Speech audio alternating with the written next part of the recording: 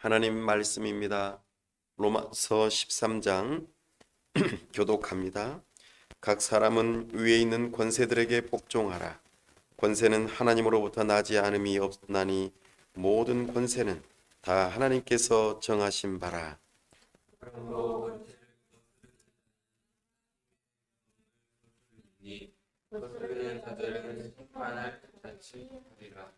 다스리는 자들은 선한 일에 대하여 두려움이 되지 않고 악한 일에 대하여 되나니 내가 권세를 두려워하지 아니하려느냐. 선을 행하라. 그리하면 그에게 칭찬을 받으리라. 그는 하나님의 사역자가 되어 내게 손을 베푸는 자니라. 그러나 내가 악을 행하거든 두려워하라. 그가 단순히 칼을 가지고 하지 아니하였으니 곧 하나님의 사역자가 되어 악을 행하는 자에게 진노하심을 따라 보응하는 그러므로 복종하지 아니할 수 없으니 진도 때문에 할 것이 아니라 양심을 따라 할 것이라. 자가 주제를 가지는 것으로 이루어갈 것입니다. 그들이 하나님의 일꾼이 되어 바로 이 일에 항상 힘쓰느니라. 모든 자에게 줄 것을 주되 조세를 받을 자에게 조세를 바치고 관세를 받을 자에게 관세를 바치고 두려워할 자를 두려워하며 존경할 자를 존경하라. 주지 말라. 남을 사랑하는 자는 율법을 다 이루니라. 간음하지 말라, 살인하지 말라, 도둑질하지 말라, 탐내지 말라 한 것과 그 외에 다른 계명이 있을지라도 내 이웃을 내 자신과 같이 사랑하라 하신 그 말씀 안에 가운데 다 들었느니라. 그러므로 사랑은 율법의 완성이라. 또한 너희가 이 시기를 알거니와 자다가 깰 때가 벌써 되었으니 이는 이제 우리의 구원이 처음 믿을 때보다 가까웠음이라. 밤이 길고 날이 가까웠으니 그러므로 우리가 어둠의 일을 벗고 빛의 갑옷을 입자. 낮에와 같이 단정히 행하고 방탕하거나 술 취하지 말며 음란하거나 호색하지 말며 다투거나 시기하지 말고 오직 주 예수 그리스도로 옷 입고 정욕을 위하여 육신의 일을 도모하지 말라. 아멘. 시간 다 함께 기도하겠습니다. 하나님 아버지 은혜와 사랑을 감사합니다. 복되고 거룩한 주일 하나님 앞에 나와왔습니다. 하나님의 영광을 사모하며 하나님의 음성 듣기를 원하여 이 자리에 나와왔사오니 우리의 눈과 귀를 열어 주옵소서. 우리가 하나님을 보기 원합니다. 하나님의 음성 듣기를 원합니다. 우리가 참으로 하나님을 알므로 하나님을 뜨겁게 사랑할 수 있도록 우리의 심령을 부드럽게 하시고 새롭게 하여 주옵소서. 우리의 손과 발 가진 모든 것을 하나님 앞에 올려드리기를 원합니다. 하나님의 영광을 위하여 우리가 드려질 때 우리 하나님께서 영광 받으시고 참으로 우리에게 은혜가 충만하기를 원합니다. 이 시간 우리의 결단하는 그 모든 일들이 주님 앞에서 행하게 하여 주시옵소서. 하나님 아버지 참목자 교회를 여기까지 인도하시고 하나하나 인테리어를 하게 하시고 모든 교회의 절차들을 진행해 가게 하시니 감사합니다. 하나님 아버지 우리와 함께 하여 주시고 우리의 도움이 되어 주시고 참으로 우리와 우리의 길을 인도하여 주옵소서. 특별히 6월 둘째 주일 우리가 교회를 이전하는 일에 대하여 하나님 앞에 감사하며 찬양 예배를 드리고자 합니다. 우리에게 주신 그 은혜를 다시 한번 되새기고 참으로 그 은혜 안에 거하며 그 은혜를 우리가 다른 사람들에게도 전하고 또 그 은혜를 우리 주님께서 기뻐하시는 모양대로 참으로 우리가 기뻐 누리게 하여 주시옵소서. 참으로 우리가 시작하는 가운데 있사오니 우리의 믿음의 씨앗이 이제는 싹을 틔우고 점점 더 자라가 묘목이 되게 하시고 그 묘목이 조금 더 굵어져 좋은 나무가 되게 하시고, 참으로 그 좋은 나무가 더욱더 풍성하여져서 이 지역사회를 섬기고 이 지역사회가 함께 교회와 성장하는 놀라운 역사가 있도록 우리에게 은혜를 주시며 성령의 아름다운 열매들이 맺어지는 교회가 될 수 있도록 은혜 베풀어 주시옵소서. 그날을 꿈꾸고 기다리며 주님 앞에 주님의 몸된 교회를 아름답게 잘 섬길 수 있도록 은혜를 더하여 주시옵소서. 세우신 위정자들을 위하여 기도합니다. 저들이 하나님의 마음에 합한 자들이 되게 하시고 하나님께서 기뻐하시는 법을 세우고 집행하며 잘 다스릴 수 있도록 은혜를 허락하여 주시옵소서. 아버지 하나님께서 함께 하시고 우리 귀한 선교사님들 붙들어 주시며 성령으로 충만케 하여 주시옵소서. 우리 주 예수 그리스도의 이름으로 기도하옵나이다. 아멘. 오늘은 로마서 강의 복음에 합당한 삶 네 번째 시간으로 세상을 향한 태도라는 제목으로 주의 말씀을 선포합니다. 지난 한 주간 동안 하나님의 말씀을 기억하고 계셨습니까?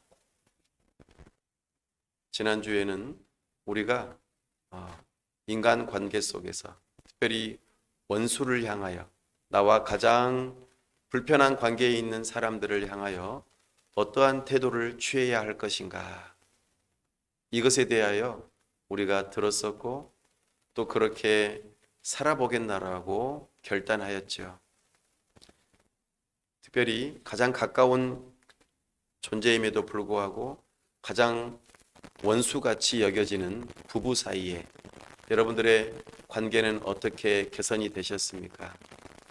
또 가족과의 관계 속에서 어떤 개선의 일들이 있었습니까? 또 불편한 사람들과의 관계 속에서 어떠한 관계 개선이 있으셨습니까? 오늘 우리는 그 말씀을 다시 한번 생각해 보면서 우리가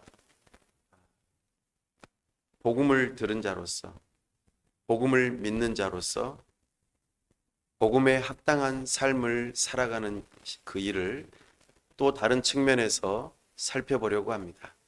오늘은 세상이라고 하는 아주 불특정하지만 다수의 그런 대상을 두고 어떤 태도를 취해야 할 것인가, 이것을 살펴보려고 합니다. 교회를 제외한 나머지 모든 대상을 세상이라고 이해해 볼 수 있겠습니다. 특별히 오늘은 국가 그리고 율법, 나아가 우리의 종말의 때, 이 세상의 마지막 때, 이 세 가지 주제를 따라서 하나님의 말씀을 살펴보려고 합니다. 혹시 우리 교회 역사 가운데 어거스틴이라고 하는 사람을 알고 계신지 모르겠습니다. 아우구스티누스라고도 말하죠. 교회 역사 가운데에서 특별히 초대교회 역사 가운데에서 가장 핵심 인물이라고 말할 수 있습니다. 어거스틴은 초대교회가 마무리되어지고 중세교회로 넘어가는 그 과정 속에서 그동안의 사도들, 그리고 사도들의 제자인 속사도들, 그리고 속사도들의 또 제자인 교부들, 그들이 그동안 성경을 해석하고 그렇게 신학적으로 모든 것들이 선포되어지고 제작되어지며 교회에서 회의되어지고 했던 중요한 내용들, 그런 부분들을 총정리할 수 있는 그런 실력 있는 사람이었습니다. 굉장히 뛰어난 사람이었죠.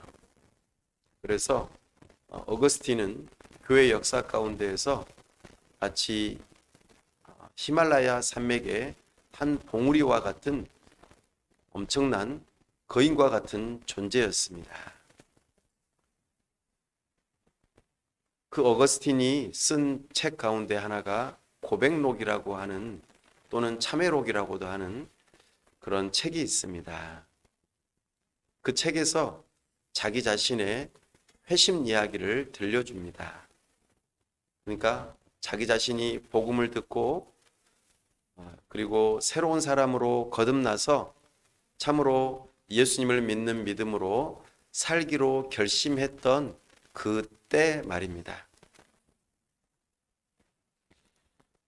어거스틴은 그의 삶이 방탕한 삶이었습니다.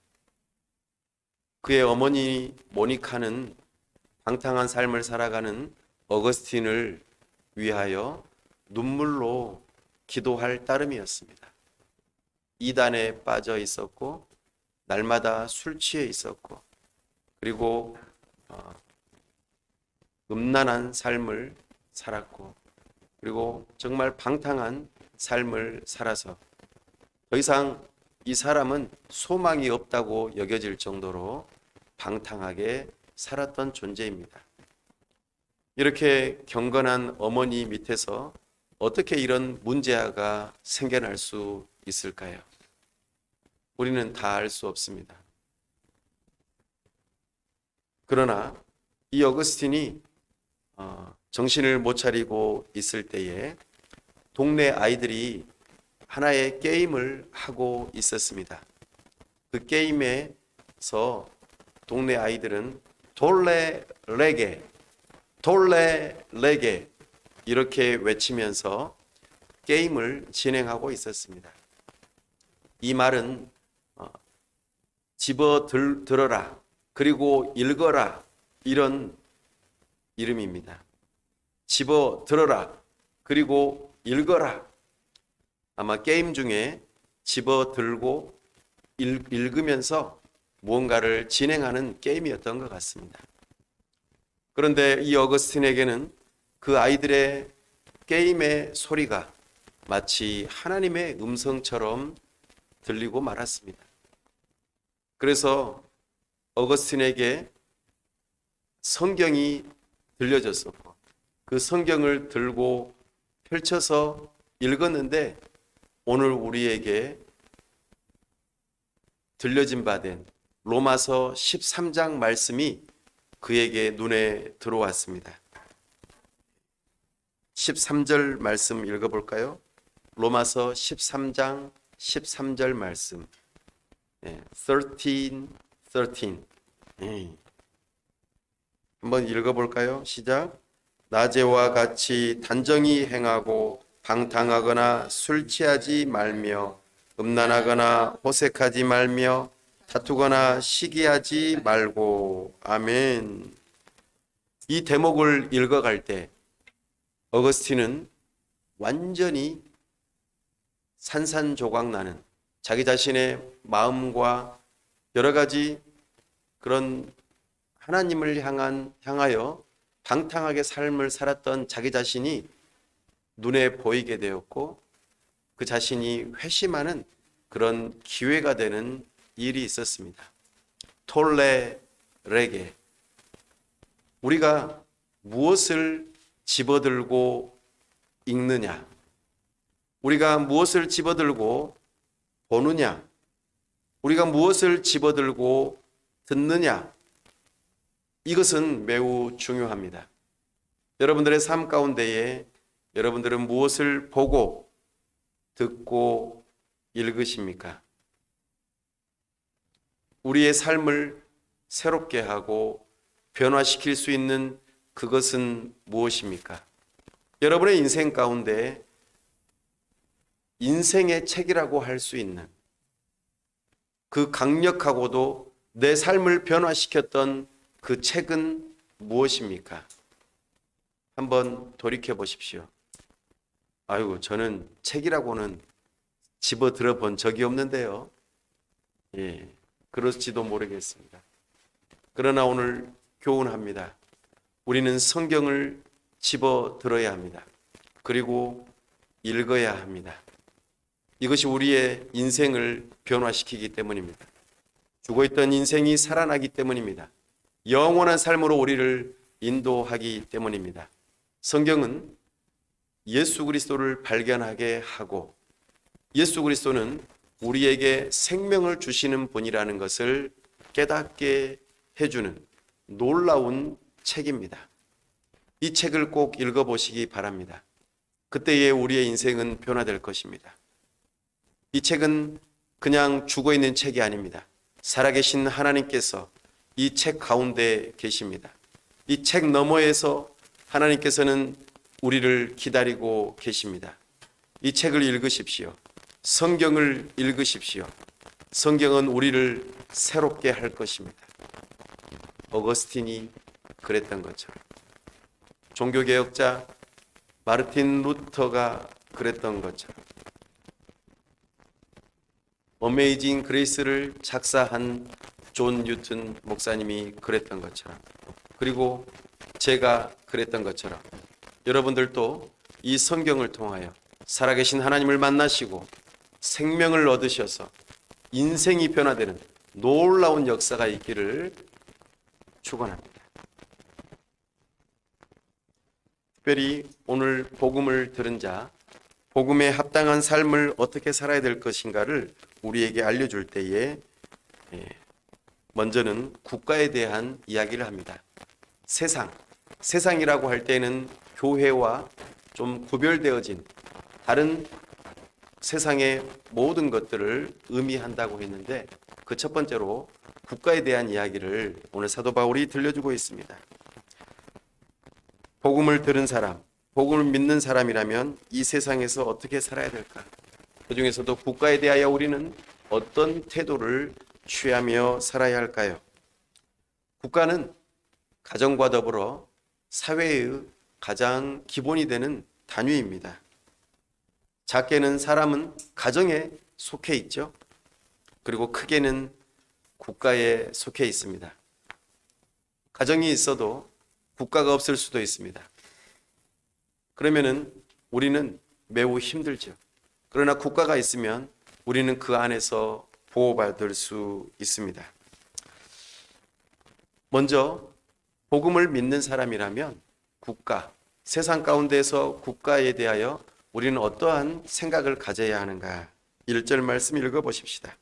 각 사람은 위에 있는 권세들에게 복종하라. 권세는 하나님으로부터 나지 않음이 없나니 모든 권세는 다 하나님께서 정하신 바라. 국가의 권위는 하나님으로부터 나옵니다.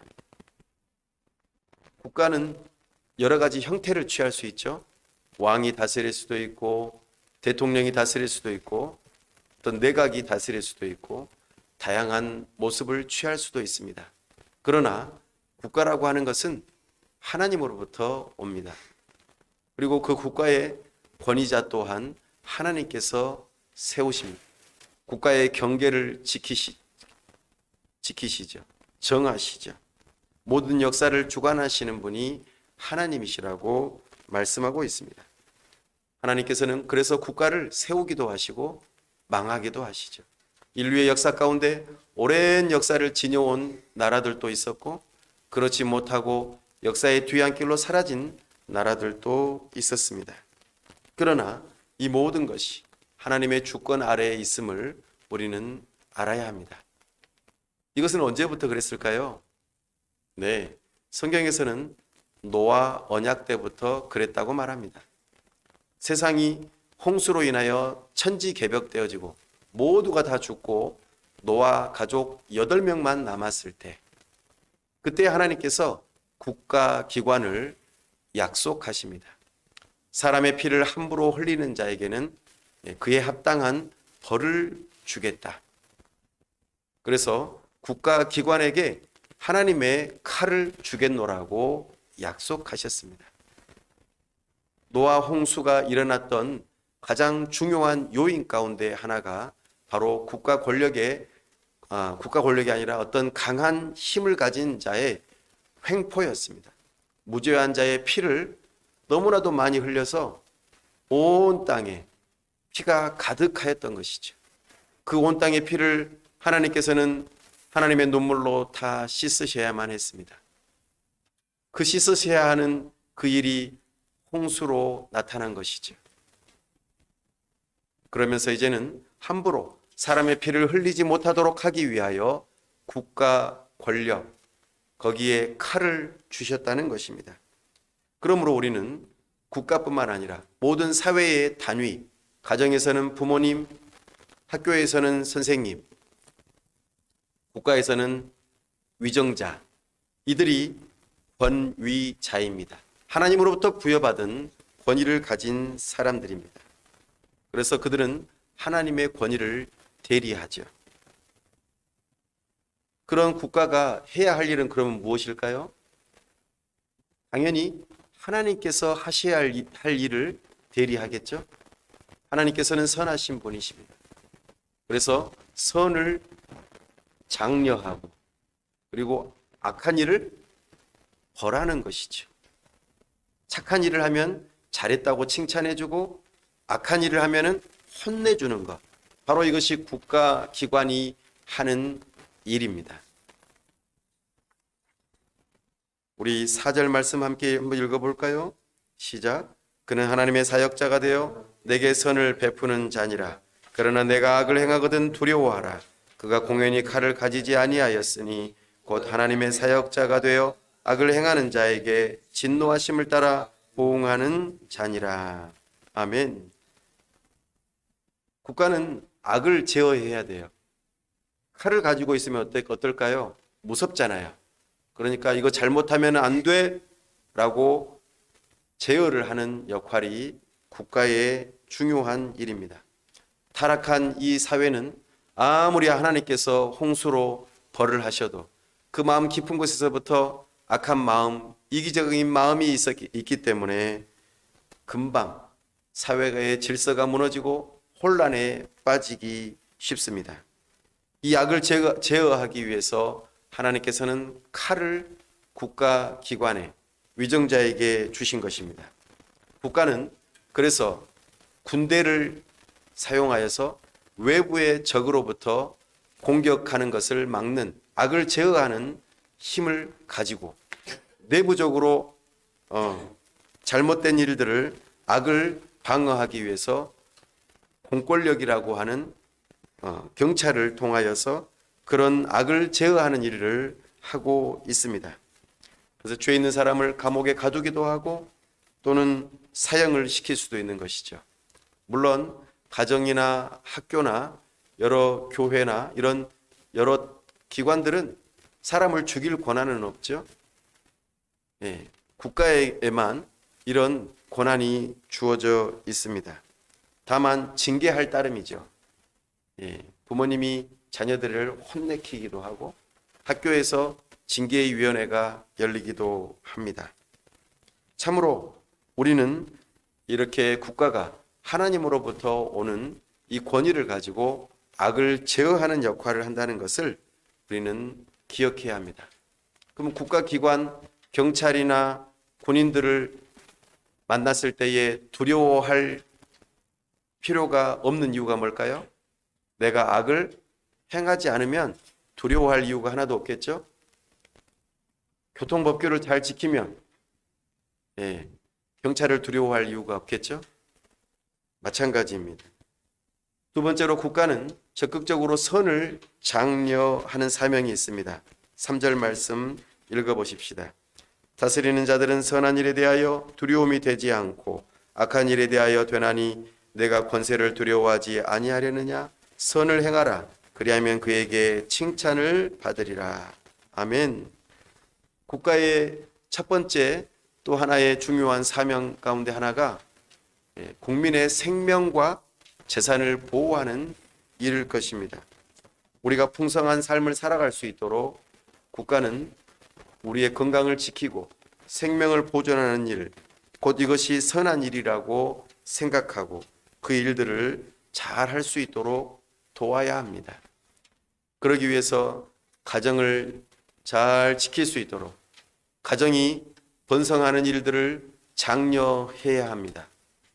가정들이 많아져야만 국가가 존립할 수 있습니다.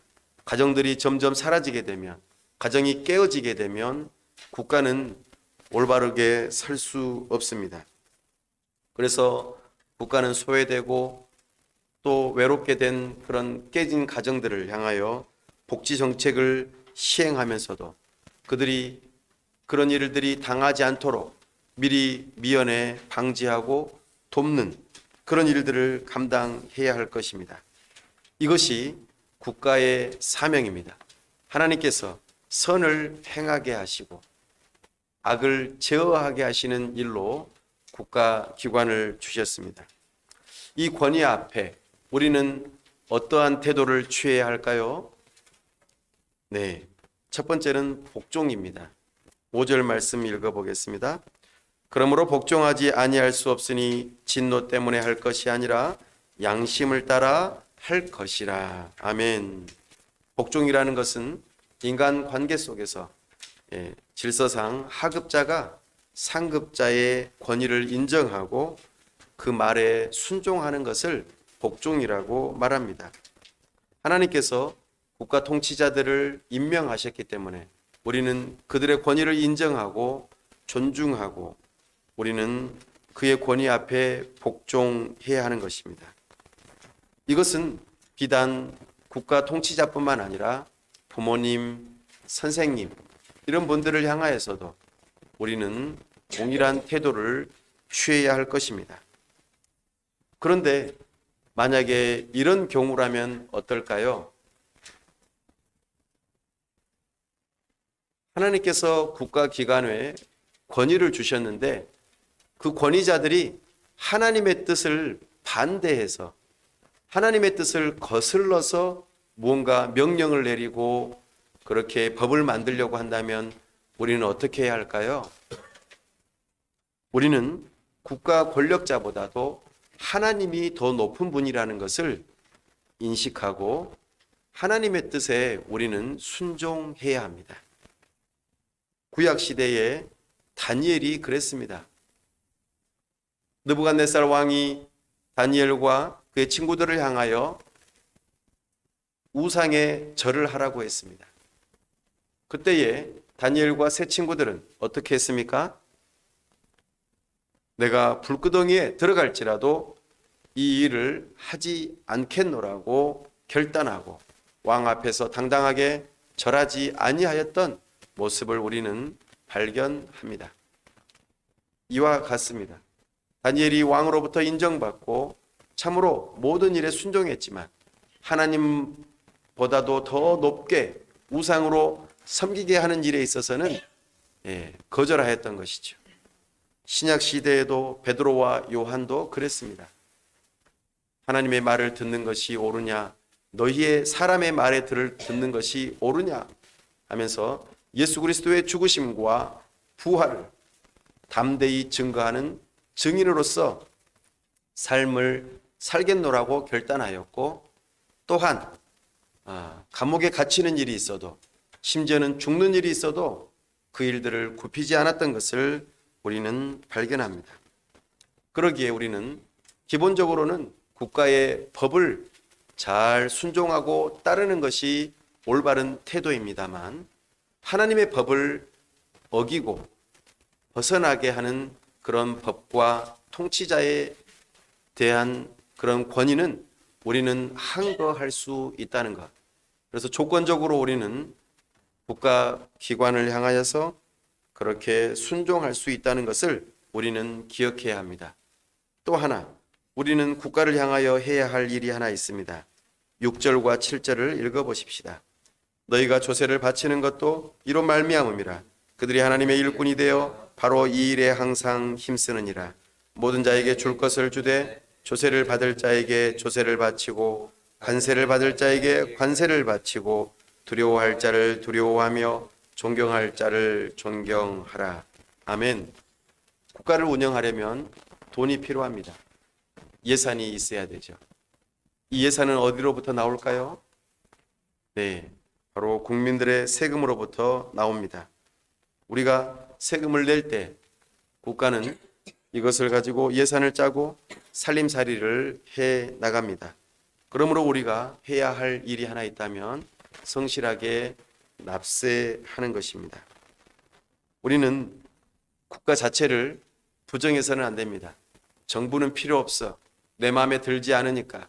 국가는 필요 없어 라고 한다면 우리도 존재하기 어렵습니다. 그러니 우리는 우리가 해야 할 의무 몇 가지가 있죠. 그 일들을 신실하게 잘 감당해야 합니다. 이것이 바로 복음에 합당한 삶의 첫 번째 내용입니다. 그러나 기억하십시오. 국가가 참으로 예수 그리스도를 믿는 믿음으로 박해하는 일이 있을 수도 있습니다. 우리나라는 그 일에 대하여 직접적이지는 않지만 가까운 북한과 중국과 여러 다른 나라들 안에는 예수님을 믿는 믿음에 대하여 자유롭지 못하고 탄압이 박해가 있다는 것을 우리는 잘 알고 있습니다. 우리 안에서도 이런 일이 생겨날 수도 있겠죠. 그때에 우리는 기억해야 합니다. 분명 국가를 향하여 순종하고 하나님의 권위를 인정하는 것은 맞지만 우리가 그런 일이 일어날 때 우리는 국가를 향하여 항거하고 또한 하나님의 뜻에 순종하는 그 일을 감당해야 할 것입니다. 두 번째로 세상 가운데에서 우리는 어떠한 태도로 살아가야 될 것인가? 바로 율법에 대한 태도를 우리에게 말씀하고 있습니다. 보통 율법하면 사랑과 반대되는 것으로 생각합니다. 그러나 율법과 사랑은 하나입니다. 우리의 몸과 영혼이 하나인 것처럼 율법이 우리의 몸이라면 사랑은 우리의 영혼과도 같습니다. 그래서 온전해지려면 우리는 율법을 지킴으로 사랑을 완성할 수 있는 것입니다. 남을 사랑하는 자는 율법을 다 이루었다고 오늘 우리에게 말씀하십니다. 8절 말씀 읽어보겠습니다. 피차 사랑의 빛 외에는 아무에게든지 아무 빛도 치지 말라. 남을 사랑하는 자는 율법을 다 이루었느니라. 아멘. 이 말씀은 빚지지 말고 살아라 이런 뜻은 아닙니다. 네. 가능하면 빚을 안 지면 좋겠죠? 왜냐하면 대출을 받아서 못 갚으면 어떻게 돼요? 파산하잖아요. 그럼 우리가 가지고 있는 모든 것을 다 빼앗기고 우리는 거리에 나앉게 되고 말 것입니다. 은행이나 누군가로부터 빚을 질 때에는 신중해야 합니다. 그러나 어쩔 수 없이 빚을 질 때가 있겠죠? 그때는 우리는 어떻게 해야 될까요? 빚을 신실하게 갚아야 되는 거예요.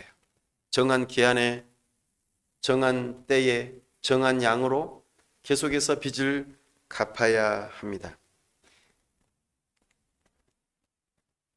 그런데 여기에서 아무리 해도 갚을 수 없는 빚이 하나 있다고 말하죠. 그게 뭘까요? 사랑의 빚이라고 말합니다. 사랑은 계속해서 갚아야 되는 거예요. 언제까지요? 죽을 때까지.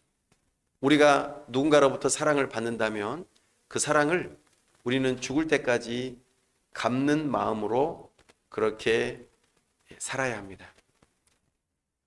우리에게 사랑을 베풀어 주신 부모님, 우리에게 사랑을 베풀어 주신 그 누군가에게 진심으로 감사하고 그 사랑을 기억하고 위해서 기도하고 또 공경하는 마음으로 갚아야 하는 그 삶을 살아야 하는 것이죠. 사실 다 갚을 수 없겠죠. 그래서 우리는 늘 감사하는 마음으로 살아가는 것이 되어야 할 것입니다. 특별히 이 세상 가운데에서 그 사랑의 빚을 진 자로서 어떻게 살아가야 될 것인가를 우리에게 구체적으로 알려주시는데 그게 바로 9절 말씀입니다. 시작. 간음하지 말라, 살인하지 말라, 도둑질하지 말라, 탐내지 말라 한 것과 그 외에 다른 계명이 있을지라도 내 이웃을 내 자신과 같이 사랑하라 하신 그 말씀 가운데 다 들었느니라. 아멘. 네. 오늘 우리가 이런 율법의 계명을 하나하나 다 잘 지키면은 사랑을 완성하는 것과 같습니다. 우리가 이 계명들을 기쁜 마음으로 지키되 사랑하는 마음으로 지키는 것, 이것이 우리에게는 너무나도 중요한 일인 것이죠. 사랑하는 여러분, 살인하지 말라. 여러분 계명 지키셨어요? 아니 목사님, 제가 사람을 죽이지도 않았는데요. 나는 이번 한 주간 그리고 그동안 살아오면서 사람을 죽인 적이 없어요. 라고 말하면서 저는 율법을 잘 지켰습니다. 라고 말할지도 모르겠어요. 그러나 이거 한번 바꿔서 말해 볼까요? 이것을 사랑을 실천하는 것으로 살인하지 말라라고 하는 것을 말을 바꿔보면 어떻게 될까요? 적극적으로 생명을 살려라 라고 하는 계명으로 우리가 바꿔서 말할 수 있어요. 자, 그러면은 다시 한번 묻겠습니다. 살인하지 말라라는 계명을 잘 지키셨습니까? 라는 이 말과 생명을 살리기 위해서 적극적으로 사랑하십시오 라고 하는 이 말을 들었을 때에 느낌이 다르지 않습니까? 그러면은 묻겠습니다. 여러분들은 한 주간 동안 생명을 살리기 위해서 적극적인 노력을 하셨습니까? 누군가가 굶고 있을 때 여러분들은 그 굶어서 배고픈 사람의 배고픔을 채워주셨습니까? 누군가가 자살을 하려고 하는 마음이 있을 때에 그 사람을 찾아가 위로하고 격려하면서 자살의 거꾸로가 뭐예요?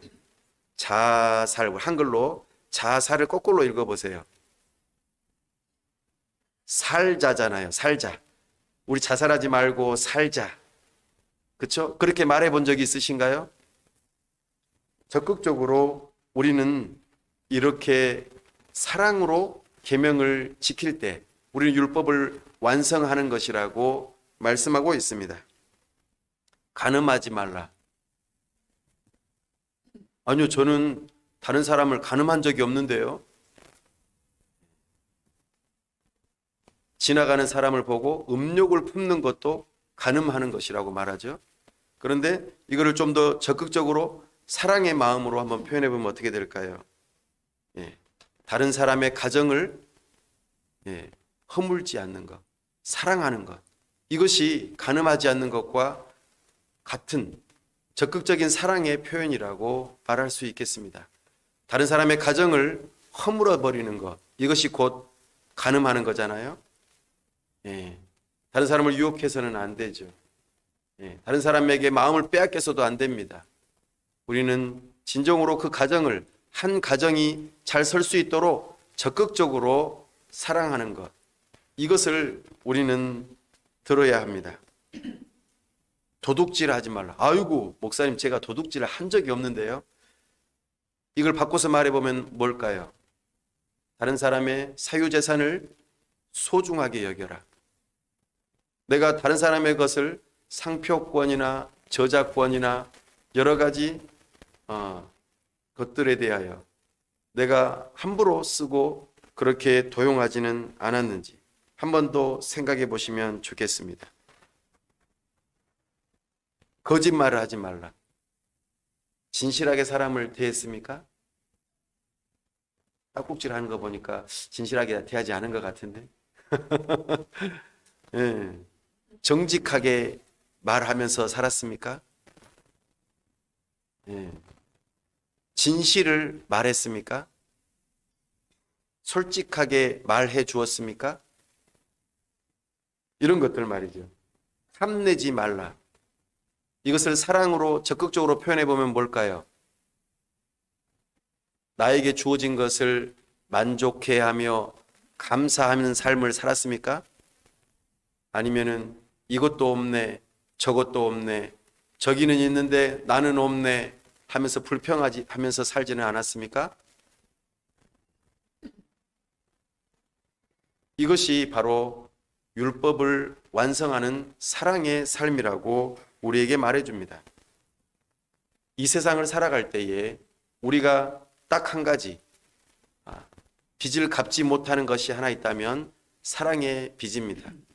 부모님으로부터 어떤 세상의 어떤 타인으로부터 다른 성도로부터 받은 놀라운 사랑, 그 사랑을 갚는 그 일이 단순하게 뭐뭐 하지 말라로 지켜지는 것 이상으로 우리는 적극적으로 사랑을 표하면서 가족과 이웃을 사랑하는 것, 우리의 도시를 사랑하는 것, 이것이 우리가 율법을 대하는 태도요, 세상을 향한 태도라고 우리에게 가르쳐 주십니다. 세 번째로, 세상은 종말이 있습니다. 이 세상의 시간은 언젠가는 끝나는 때가 있습니다. 이 종말에 대한 태도를 오늘 우리에게 가르쳐 주십니다. 우리는 시간 속에서 태어나서 시간 속에서 죽습니다. 우리는 과거와 현재와 미래와 함께 더불어 살아가죠. 여러분은 어떤 사람입니까? 과거 지향적인 사람입니까? 내가 왕년에 말이야, 나 때는 말이야, 이러면서 살아가십니까? 내가 옛날에 그러지 말았어야 하는데 하면서 자꾸 과거만 생각하십니까? 아니면 현재적인 삶을 살아가십니까? 아니면 미래지향적으로 살아가십니까? 우리는 과거의 기억을 현재에 적용하고 그리고 미래에 대한 기대감을 가지고 오늘을 살아가는 이런 삶을 살아가라고 부르셨습니다. 이런 삶을 가리켜 종말적인 삶이라고 말합니다. 우리는 과거를 기억하고 오늘을 살아가며 미래를 기대하면서 오늘을 살아가는 존재입니다. 이것이 이 세상을 살아가는 시간에 대한 특별히 종말적인 태도로 우리는 살아가야 합니다. 특별히 예수님께서 2000년 전에 이 땅에 오셨던 것을 기억하면서 살아야 합니다. 그리고 먼 미래에 어느 정도 먼 미래인지는 모르겠지만 예수님께서 다시 오실 그 날을 생각하면서 삶을 살아야 합니다. 과거에 예수님께서 우리의 죄를 대신 짊어지시고자 십자가를 지시고 부활하셔서 하나님 보좌 우편으로 오르셨던 그 과거를 기억하면서 오늘 내가 그 복음을 믿는 믿음으로 살아가는 것입니다. 나의 죄가 용서받았고 나는 예수님 때문에 의로우며 참으로 나는 하나님의 자녀요 하나님 나라의 백성으로서 사랑하는 존재로 이 땅 위에서 교회로서 삶을 살아가리라. 이런 마음을 갖는 것. 그리고 먼 미래에 우리 예수님 다시 오신다면 그때에는 심판주로서 오실 것인데 그때에도 여전히 예수님을 믿는 믿음으로 나를 의롭다고 하시고 나의 모든 죄를 용서하시며 또 내가 선악간에 착한 일을 하거나 악한 일을 하는 것을 판단하시는 분이 하나님이시라는 것을 기억하고 두려운 마음을 가지고 하나님 앞에서 잘못한 일이 있을 때 두려운 마음을 가지고 긴장 가운데 살아가는 것. 바로 이것이 종말적인 삶입니다. 예수님의 초림부터 예수님의 재림까지의 그 중간 시간을 가리켜 종말이라고 말합니다.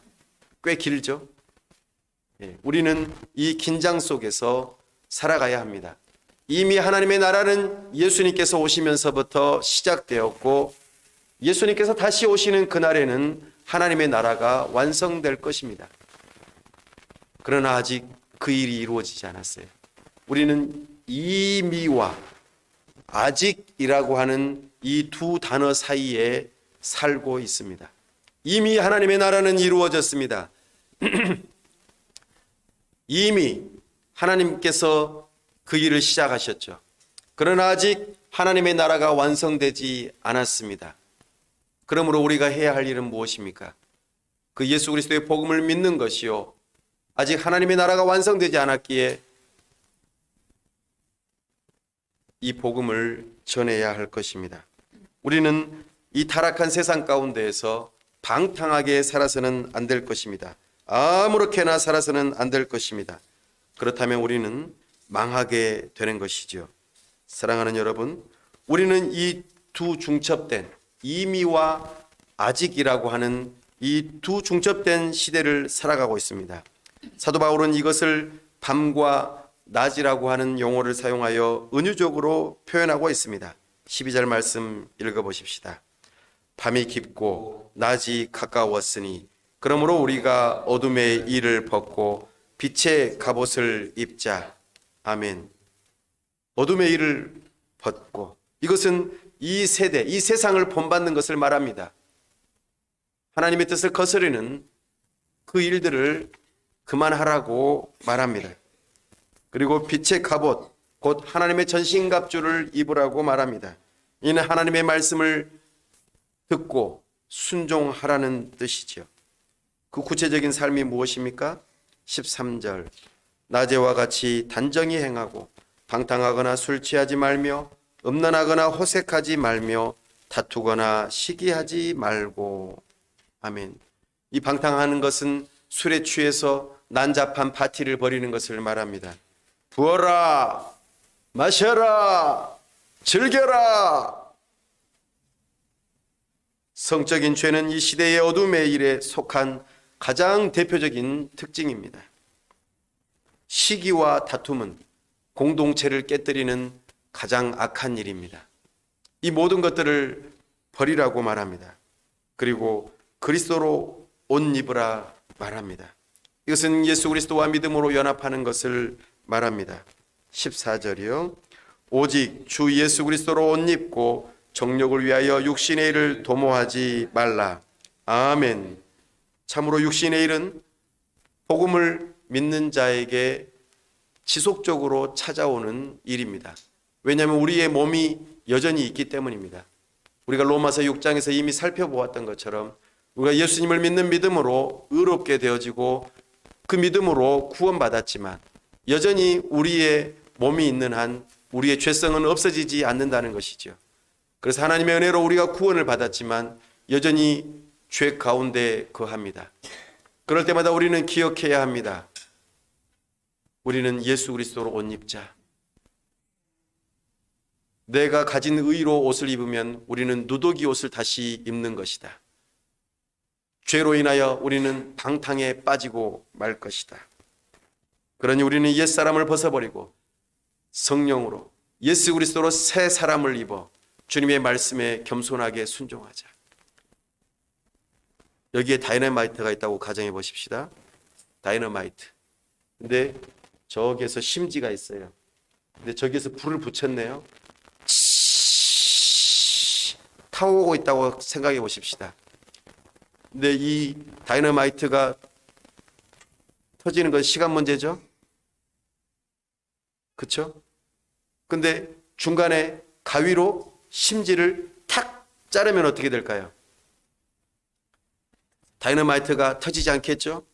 맞아요. 이것과 같습니다. 우리 몸 안에는 여전히 죄성이 있어요. 다이너마이트와 같은 죄성이 있습니다. 그런데 사탄이 우리의 그 죄성에 다이너마이트와 같은 그런 심지에다가 불을 붙여서 촉진을 시킬 때 그것이 머지않아서 이 다이너마이트가 폭발되어 우리가 죄를 짓는 것처럼 될 수 있다는 것입니다. 그럴 때마다 우리는 어떻게 해야 돼요? 깨어서 밤에 잠자는 자와 같이 아니하고 깨어서 심지에 그 불붙은 것을 가위로 잘라내야 합니다. 아니면 이 다이너마이트를 해체하든지 그 영향력을 해체해야 합니다. 그래야만 우리는 그리스도로 옷 입고 이미와 아직 그 사이에서 우리는 하나님의 자녀답게 살아갈 수 있는 것입니다.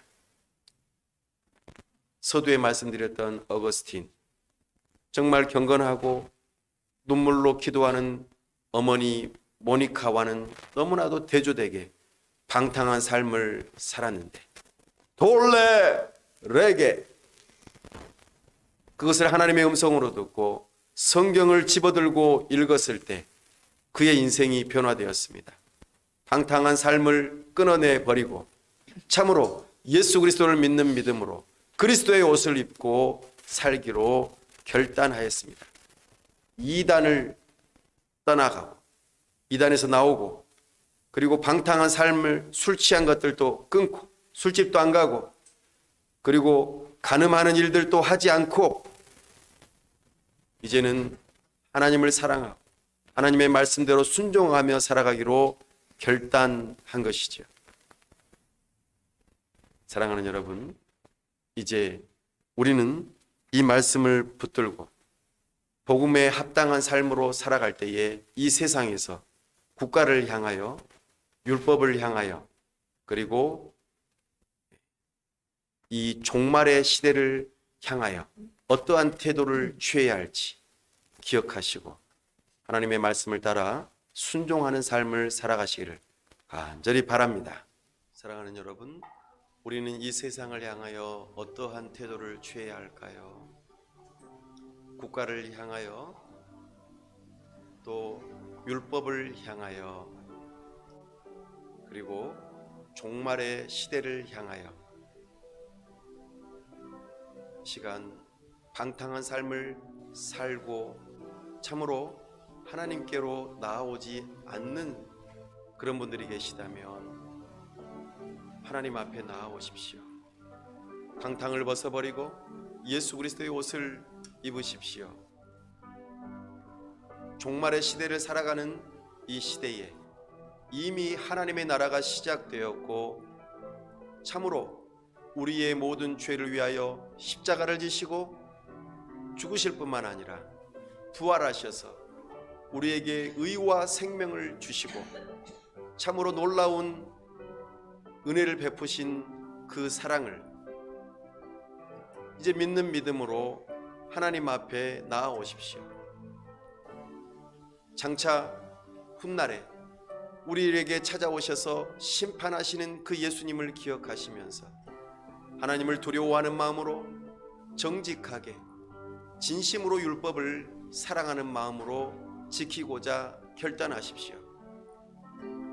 오늘 우리를 향한 이 부르심 앞에 결단하며 순종하게 해달라고 이 시간 기도합시다. 아버지 하나님, 이 시간 하나님 앞에 나와 주님의 말씀을 듣습니다. 복음을 믿는 자로서 이 세상을 향하여 어떻게 살아가야 될지 들었습니다. 아버지 하나님, 우리가 진정으로 사랑하는 마음을 가지고 주님의 율법을 지켜나가며 살아갈 수 있게 도와주시옵소서. 이미 우리에게 주어진 이 복음을 믿는 믿음을 가질 수 있도록 도와주시옵소서. 아버지 하나님께서 은혜 주시기를 원합니다. 장차 오셔서 우리를 심판하실 그 예수님을 기억하며 두려운 마음을 가지고 불법을 행하지 않도록 도와주시옵소서. 진정 사랑하게 하여 주시옵소서. 우리 예수님을 믿는 믿음을 가질 수 있게 하여 주시옵소서. 방탕한 삶을 버리고 그리스도로 옷을 입고 참으로 믿음으로 삶을 살아갈 수 있도록 은혜를 더하여 주시옵소서. 아버지 하나님께서 은혜 주시기를 원합니다. 주여 도와주시옵소서. 은혜 베풀어 주시옵소서. 아버지여 역사하여 주시옵소서. 도와주시기를 원합니다. 주여 도와주옵소서. 우리 주 예수 그리스도의 이름으로 기도하옵나이다. 아멘.